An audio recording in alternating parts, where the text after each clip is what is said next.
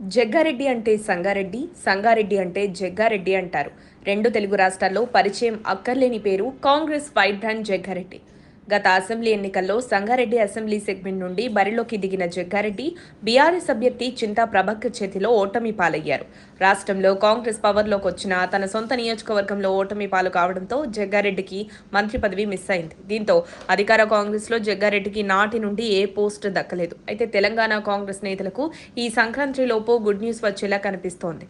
పార్టీలో నలుగురు వర్కింగ్ ప్రెసిడెంట్లు, ప్రచార కమిటీ చైర్మన్, కోశాధికార చైర్మన్ పదవులను భర్తీ చేయబోతున్నారని తెలిసింది. అయితే ప్రచార కమిటీ చైర్మన్ పదవికి మాజీ ఎమ్మెల్యే జగ్గారెడ్డి పేరు సీఎం రేవంత్ వద్ద ప్రతిపాదనకు వచ్చినట్లు కీలకంగా వినిపిస్తోంది.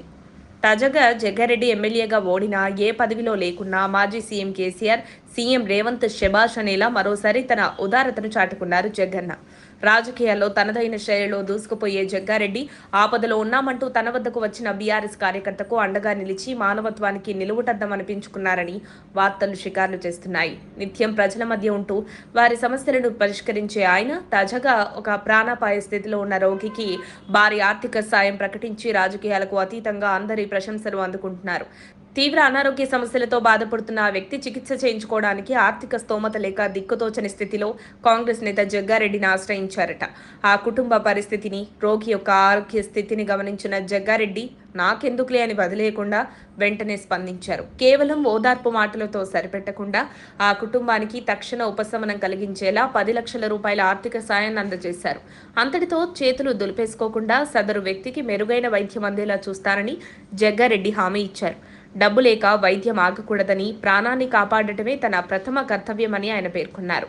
జగ్గారెడ్డి తీసుకున్న ఈ నిర్ణయంపై స్థానిక ప్రజలు మరియు సోషల్ మీడియా వేదికగా నెటిజన్లు ప్రశంసల జల్లు కురిపిస్తున్నారు. రాజకీయ నేతలు కేవలం ఓట్ల కోసమే కాకుండా ఇలాంటి కష్ట సమయాల్లో సామాన్యులకు, కార్యకర్తలకు అండగా నిలిచినప్పుడే వారికి నిజమైన గుర్తింపు లభిస్తుందని పలువురు నెటిజన్లు అభిప్రాయపడుతున్నారు. గతంలో కూడా అనేక మందికి విద్యా, వైద్య రంగాలలో జగ్గారెడ్డి తన వంతు సహాయం అందిస్తూనే ఉన్నారు. మరోసారి తన పెద్ద మనసును చాటుకున్న జగ్గారెడ్డి ఆపదలో ఉన్నవారు అన్నా అంటే నేనున్నా అంటూ తానెప్పుడూ అందుబాటులో ఉంటానని నిరూపించారు. ఇంతకు ఆ వ్యక్తి బారాసా కార్యకర్తనా లేక సామాన్య నిరుపేదనా? ఆయన ఎవరైనప్పటికీ జగ్గారెడ్డి సాయం మరవలేనిదని చెప్పాల్సిందే. మరిన్ని అప్డేట్స్ కోసం మా కాయ్ టీవీని సబ్స్క్రైబ్ చేసుకోండి. మా వీడియో కనుక మీకు నచ్చినట్లయితే లైక్ చేయండి, షేర్ చేయండి. మీ విలువైన అభిప్రాయాలను కామెంట్ బాక్స్లో తెలియజేయండి.